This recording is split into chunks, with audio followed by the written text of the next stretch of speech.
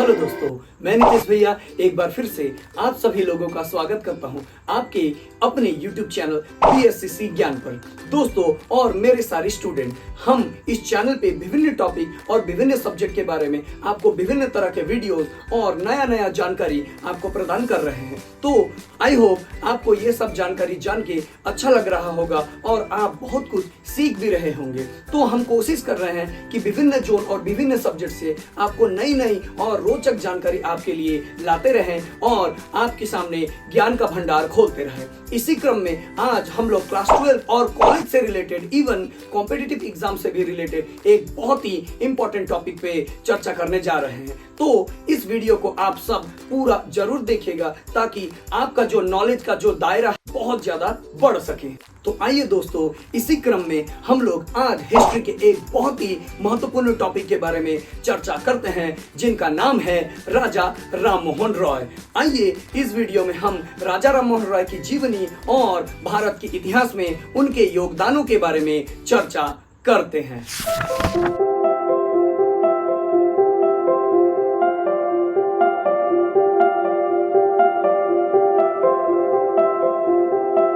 दोस्तों, 19वीं सदी में भारत और विशेषकर बंगाल के नवजागरण के इतिहास में जितने भी लोगों ने अपना विशेष योगदान दिया था, उनमें सबसे महत्वपूर्ण और सबसे महान व्यक्ति थे राजा राममोहन रॉय। उस समय बंगाल में एक नवजागरण का एक धारा और विकास शुरू हुआ था। दोस्तों, नवजागरण को अंग्रेजी में रेनेसा कहा जाता है। यह एक ऐसी सिचुएशन होती है जहां पर माना जाता है कि 19वीं सदी में लोगों का जो बुद्धि था, जो नॉलेज था, वो धर्म के नाम पर सिकुड़ गई थी। यानी धर्म के नाम पर लोग बुद्धि का प्रयोग करना बंद कर चुके थे। लोग विभिन्न प्रकार के कुसंस्कार और कुरीतियों को मानने लगे थे। उस समय ज्यादा तर्क वितर्क, रीजनिंग और बुद्धि का प्रयोग नहीं होता था। इसी सोए हुए लोगों के बुद्धि को जगाने का जो प्रयास होता है, उसी को रेनेसा या नवजागरण कहा जाता है। तो भारत में नवजागरण की शुरुआत और समाज सुधार की शुरुआत सबसे पहले किया था भारत के महान पुरुष राजा राममोहन रॉय ने। इसीलिए राजा राममोहन रॉय को भारत के नवजागरण के अग्रदूत कहा जाता है। राजा राममोहन रॉय भारत के ऐसे प्रथम व्यक्ति थे जिन्होंने भारत को मॉडर्न यानी आधुनिक बनाने का रास्ता दिखाया था। इसीलिए उन्हें भारत पथिक और कवि गुरु रविंद्रनाथ टैगोर ने राजा राममोहन रॉय को भारत के पहले आधुनिक पुरुष यानी the first modern man of India कहकर भी पुकारा है। तो आइए दोस्तों, इस वीडियो में उनके जीवनी और उनके विभिन्न योगदानों के बारे में आगे चर्चा करते हैं। दोस्तों, राजा राममोहन रॉय का जन्म 22 मई सन 1772 ईस्वी को हुगली जिले के राधानगर गांव में एक धनी ब्राह्मण परिवार में हुआ था। उनके पिता का नाम था रमाकांत रॉय और माता का नाम था तरनी देवी। वो बचपन से ही बहुत ज्ञानी और बहुत ही इंटेलिजेंट व्यक्ति थे। केवल 15 साल की आयु में उन्होंने विभिन्न भाषा जैसे हिंदी, बंगला, फारसी, उर्दू, अंग्रेजी, संस्कृत विभिन्न भाषाएं सीख ली थी। इसीलिए उनके ज्ञान और पांडित्य के कारण उस समय के मुगल सम्राट द्वितीय अकबर ने उन्हें राजा की उपाधि दी थी।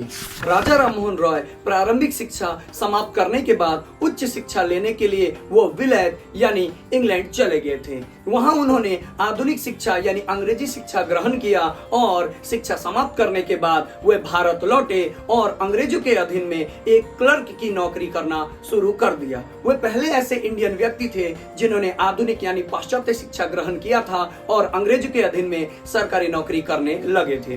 बाद में बंगाल के समाज में फैल रही बुराइयों को और कुरीतियों को देखकर उन्होंने नौकरी छोड़ दिया और पूरी तरह से समाज सुधार के कार्य में जुट गए। उस समय बंगाल के समाज में, खासकर हिंदू समाज में, बहुत सारी बुराइयां, अंधविश्वास और कुरीतियां फैली हुई थी। बंगाल का पूरा ही समाज इन कुरीति और अंधविश्वासों से छाई हुई थी। लोग धर्म के नाम पर और कुरीतियों के नाम पर एक दूसरे के दुश्मन बने हुए थे और प्रगति यानी विकास और नॉलेज का कोई नामो निशान नहीं था।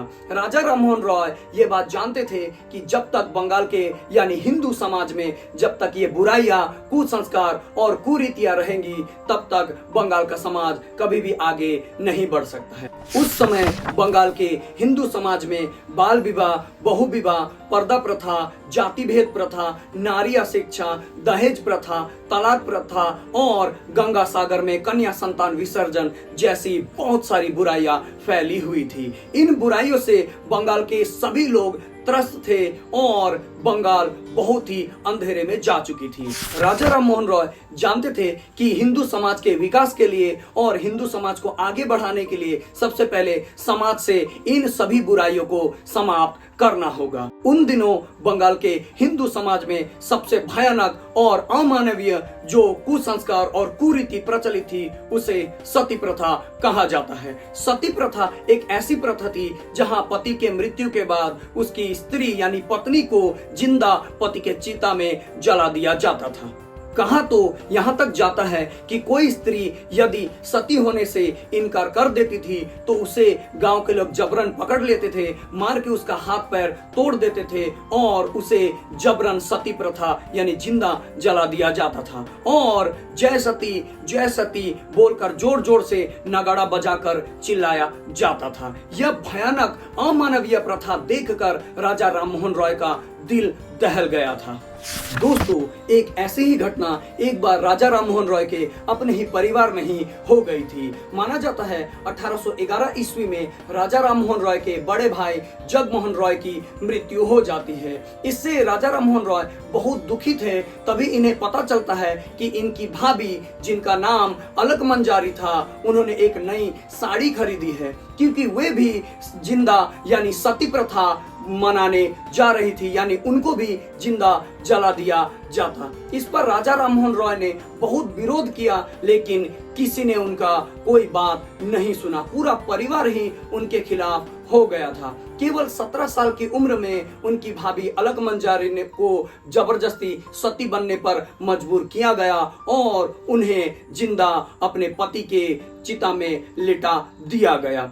इससे राजा राममोहन रॉय बहुत दुखी हुए और उन्होंने ठान लिया कि वे समाज से इस अमानवीय और भयानक प्रथा को जड़ से समाप्त करके ही रहेंगे।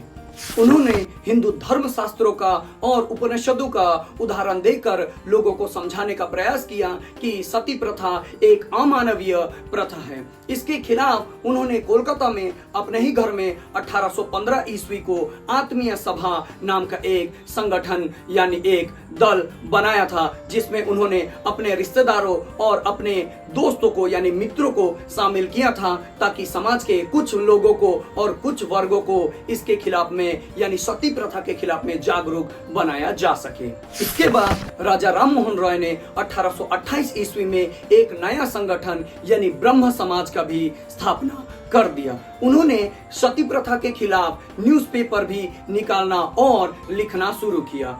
राजा राममोहन रॉय ने बांग्ला में संवाद कौमुदी और उर्दू में मिरातुल अखलाक नाम की 2 संवाद पत्र यानी न्यूज़पेपर भी प्रकाशित किया था ताकि पूरे भारत के लोगों को सती प्रथा के खिलाफ जागरूक बनाया जा सके। वे पूरे बंगाल के हिंदू समाज को यह बताना चाहते थे कि सती प्रथा एक भयानक और अमानवीय प्रथा है जिसका धर्म ग्रंथों के साथ कोई भी संबंध या लेन देन नहीं है। इसके बाद राजा राममोहन रॉय ने बंगाल के कई हिंदू समाज और लोगों को सती प्रथा के खिलाफ जागरूक बनाने का प्रयास किया और उन्हें एकजुट बनाया। ऐसा नहीं है कि राजा राममोहन रॉय को इसके खिलाफ कोई भी विरोध या कोई भी मुसीबतों का सामना करना नहीं पड़ा। बहुत सारे हिंदू धर्मशास्त्री, पंडित और लोगों ने राजा राममोहन रॉय का विरोध किया, उन्हें जान से मारने की भी धमकी दी और कोलकाता में उनके घर में हमले भी किए गए। लेकिन राजा राममोहन रॉय अपने लक्ष्य और अपने पद पर अड़े रहे ताकि बंगाल की हिंदू नारियों को यह अमानवीय और भयानक प्रथा से मुक्ति दिला सके। उनके इसी प्रयास और चेष्टा के कारण सन 1829 ईस्वी में तत्कालीन बंगाल के governor general lord William Bentinck ने एक कानून पास करके सती प्रथा को गैर कानूनी घोषित करके सती प्रथा को रद्द कर दिया। दोस्तों, 1829 ईस्वी में पास हुए इस कानून को एंटी सती प्रथा कानून यानी सती प्रथा विरोधी कानून कहा जाता है, जिस कानून का नाम था रेगुलेशन 17। तो दोस्तों, इस तरह से सन 1829 ईस्वी में बंगाल के governor general lord William Bentinck ने कानून बनाकर सती प्रथा को रद्द किया। इसके लिए भारत के हर हिंदू नारी को राजा राममोहन रॉय का शुक्रगुजार होना चाहिए कि उन्होंने अपने प्रयास से और उन्होंने अपने इस अक्लांत चेष्टा से हिंदू समाज में फैली यह भयानक बुराइयों को दूर करने का प्रयास किया। तो इस तरह से राजा राममोहन रॉय ने सती प्रथा को तो भारत के हिंदू समाज से दूर कर दिया और सारी जिंदगी वो बाल विवाह और बहु विवाह के खिलाफ लड़ते रहे। तो आइए आगे के वीडियो में अब हम जानते हैं कि राजा राममोहन रॉय का बंगाल में शिक्षा सुधार के क्षेत्र में क्या योगदान रहा था। दोस्तों, राजा राममोहन रॉय का समाज सुधार आंदोलन में जितना योगदान था उससे भी कई ज्यादा योगदान था बंगाल के शिक्षा सुधार आंदोलन में। राजा राममोहन रॉय पाश्चात्य शिक्षा यानी अंग्रेजी शिक्षा के प्रबल समर्थक थे। ऐसा नहीं है कि वो देसी शिक्षा यानी संस्कृत, उर्दू ये सब शिक्षा के खिलाफ थे। उनका तो बस ये मानना था कि भारत के लोगों को अगर विकसित होना है, विकास करना है, अंग्रेजों से भी बढ़कर अगर आगे बढ़ना है तो हमें देसी शिक्षा के साथ साथ अंग्रेजी शिक्षा यानी वेस्टर्न एजुकेशन को भी अपनाना ही होगा। वे ये बात जानते थे कि जब तक भारत में शिक्षा विस्तार नहीं होगी तब तक समाज से कोई भी बुराई दूर नहीं होगी। यानी अगर भारत के चारों तरफ शिक्षा का ज्ञान यानी शिक्षा की रोशनी अगर फैला दिया जाए तो समाज से सभी प्रकार के कुसंस्कार, कुरीति का अंधेरा दूर हो सकता है। राजा राममोहन रॉय पहले ऐसे व्यक्ति थे जिन्होंने नारी शिक्षा का समर्थन किया था। वे जानते थे कि भारत को और भारत के समाज को यदि आगे बढ़ाना है तो पुरुष और नारी दोनों को ही शिक्षित होना जरूरी है, क्योंकि पुरुष और नारी दोनों ही समाज के दो पहिए होते हैं, क्योंकि दोनों पहिए का अच्छा होने से ही समाज की गाड़ी आगे बढ़ पाएगी। इसीलिए उन्होंने लोगों को यह बात समझाने का प्रयास किया कि अपने बालिका को, अपने कन्याओं को भी शिक्षा दिया जाए। इसके लिए राजा राममोहन रॉय ने अपने खर्चे से कई बालिका विद्यालय यानी गर्ल्स स्कूल भी बनाया। सन 1817 ईस्वी में उन्होंने हिंदू कॉलेज की भी स्थापना की थी, जिसका वर्तमान नाम है प्रेसिडेंसी कॉलेज। वे पूरे भारत में शिक्षा विस्तार करना चाहते थे और पूरे भारत को एक डेवलप देश बनाने की सपना देखते थे। तो दोस्तों, इस तरह से राजा राममोहन रॉय ने समाज और शिक्षा सुधार के क्षेत्र में 19वीं सदी में अपना पूरा जीवन बलिदान दिया था। तो आपको यह वीडियो देखकर कैसा लगा हमें कमेंट में जरूर बताइए, और आपको यदि यह कंटेंट, हमारा यह वीडियो, हमारा यह नॉलेज पसंद आ रहा है तो हमें लाइक, शेयर और सब्सक्राइब जरूर करें। और भी रोचक जानकारी और वीडियोस जानने के लिए हमारे चैनल को एक बार जरूर चेक करें और हमें सपोर्ट करते रहें। मिलते हैं किसी और एक नए इंटरेस्टिंग वीडियो में, तब तक के लिए धन्यवाद।